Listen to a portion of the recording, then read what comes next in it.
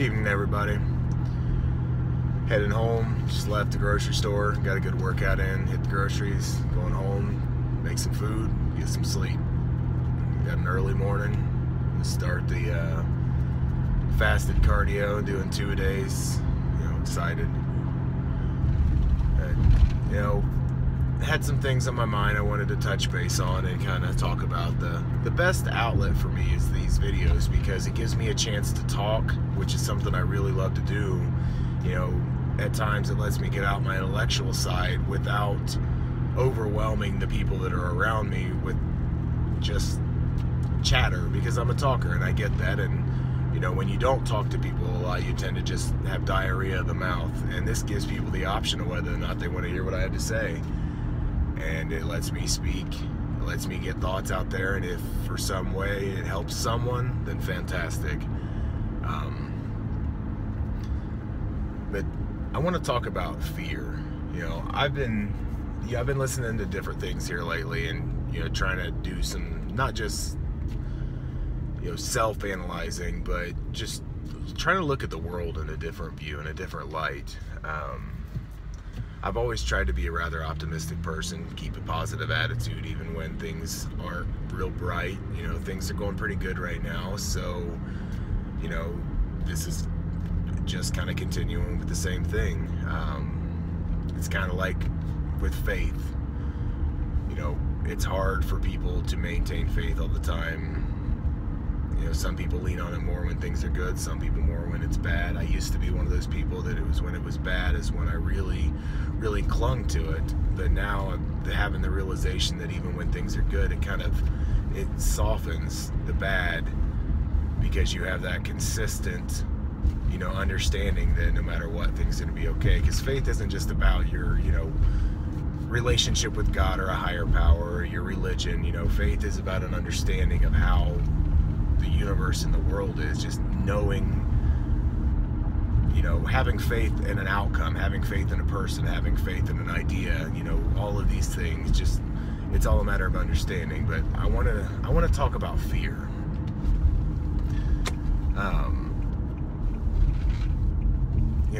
Being a nerd, you kind of base things off of going off of like Anakin Skywalker turning into Darth Vader. I heard this analogy used, and it made me chuckle, but at the same time it really is. You see someone that's so wrapped up in fear of losing the people he cares about and not being strong enough to protect them, and not being strong enough to to control things. And they say that the path to the dark side is based off of fear.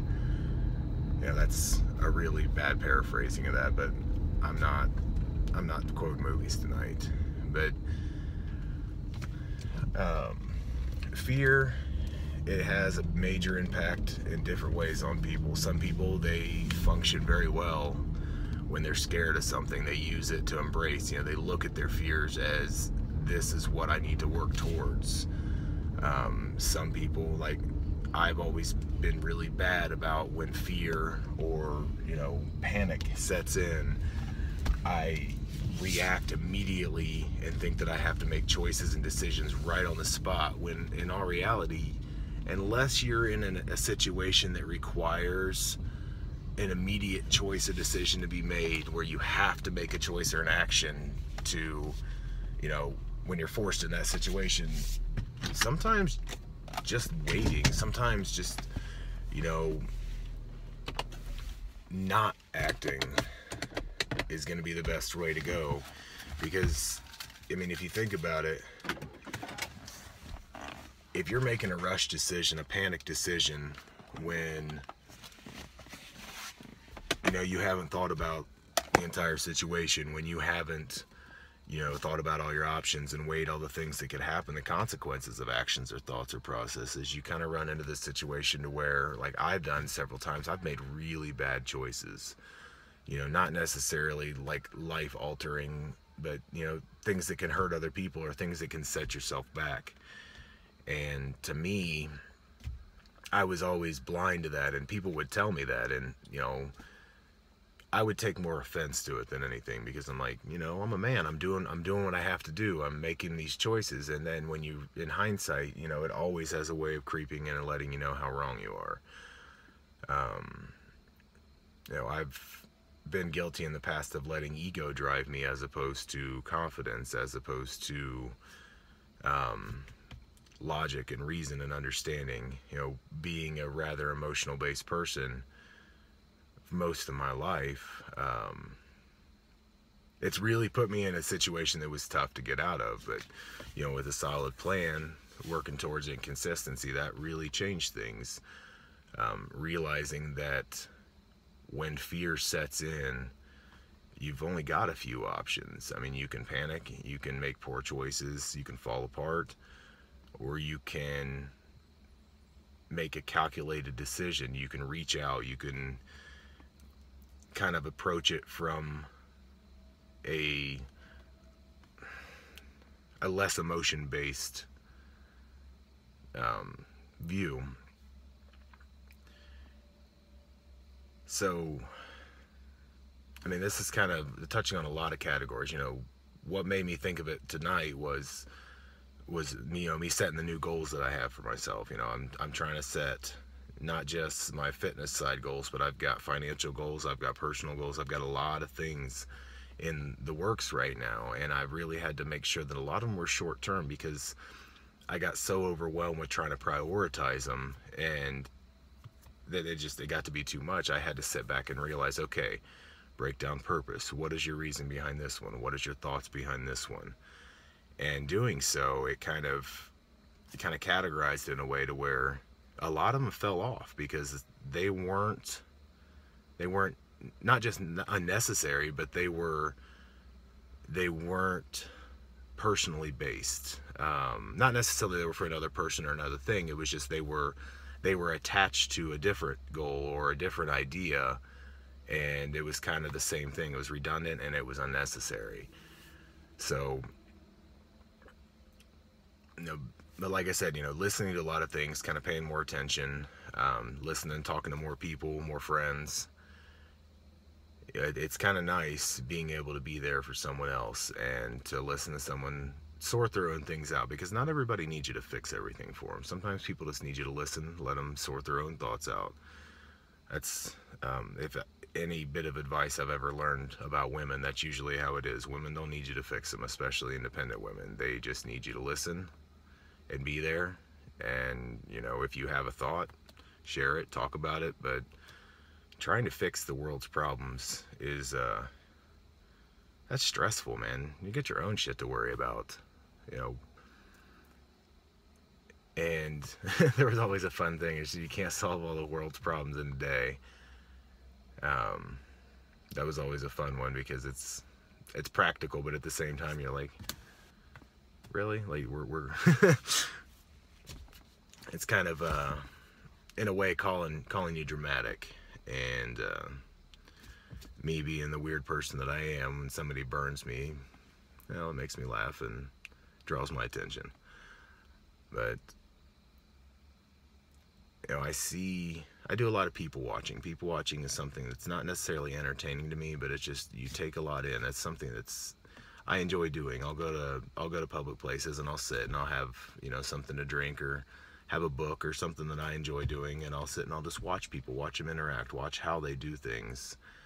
You can really learn a lot about life and about, you know, perception, just by paying attention to the world around you. And it's just, I don't quite enjoy that as much as I do going out in nature and, you know, being with the sounds that are natural, as opposed to all the noise and hustle and bustle. But,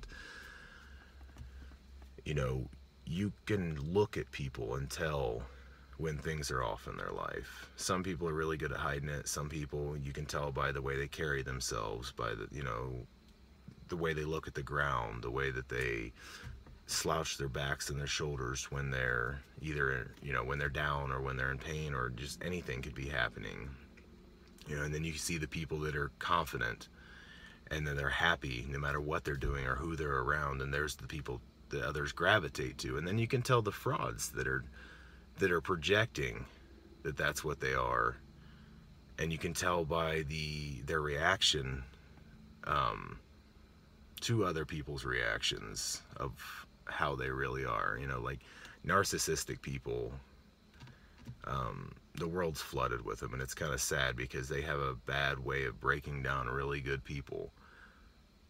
And you know, one thing that I've always enjoyed seeing is when people that have had to deal with others still do deal with that, not just stand up for themselves, but learn ways to disconnect, learn ways to not engage in a way that would be feeding the other person or damaging themselves.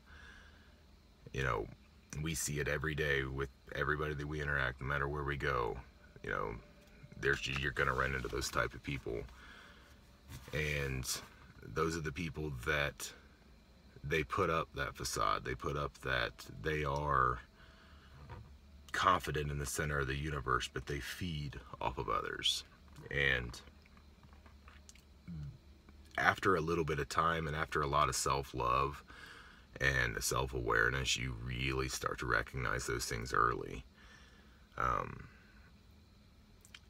Those are the people that break others down, you know, the ones that you can tell are so insecure that, you know, they just they simply break people down to build themselves up, and they know how to feed just enough breadcrumbs to someone to keep them from running or standing up for themselves. So whenever people are able to do something about that, it's really a great thing. And it's not like it's an overnight fix for anyone, but you know, seeing that, or seeing the sociopaths of the world, the psychopaths, and I know that these are kind of loosely thrown around terms when it comes to the word psychopath, but you know, these are the people that fear really drives to hurt others and to break others down and to take away the beauty in the world.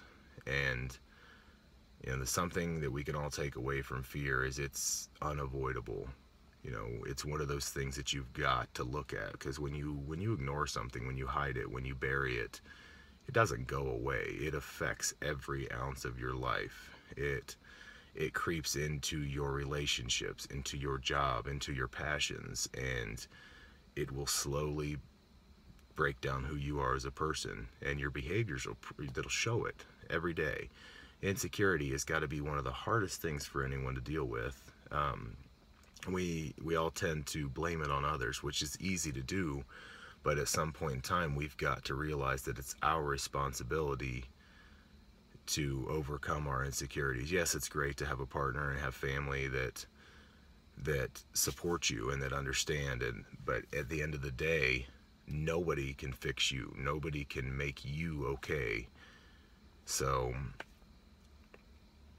taking time to understand what you're insecure, why you're insecure, is important, because it gives you an idea of what you need to look at and what you need to work on. But honestly, self-love is probably one of the biggest things that we can use to combat insecurity and fear.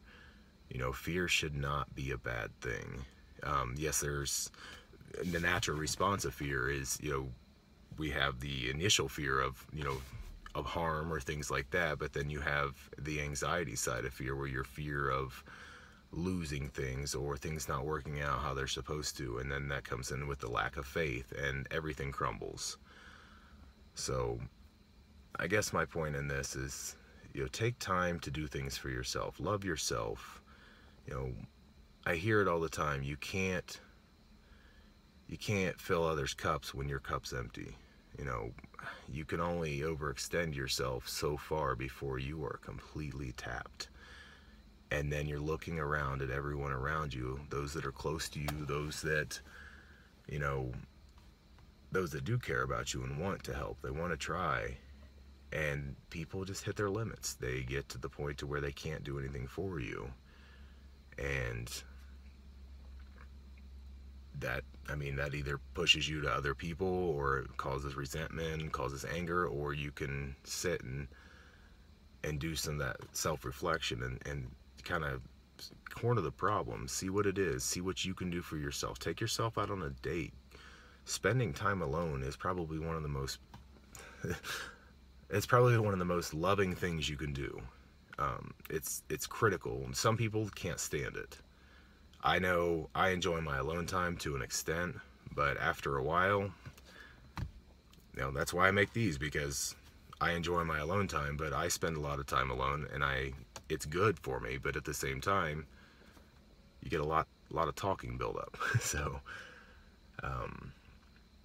yeah, this is kind of running a lot longer than I expected, and I need to go in here and get my food cooked, and get to bed before it gets too late. So, but yeah, if you can take anything away from this, then fantastic. If there's ever anything you're going through that you kind of need to reach out for someone, even if it's just for an ear, I'm always available. Most of the people that do watch these, they know me personally, and if not, YouTube has a way of getting a hold of people. So, everybody, enjoy your rest of your week. I'll probably make a couple of more of these. This has been a lot of fun. Have a good evening.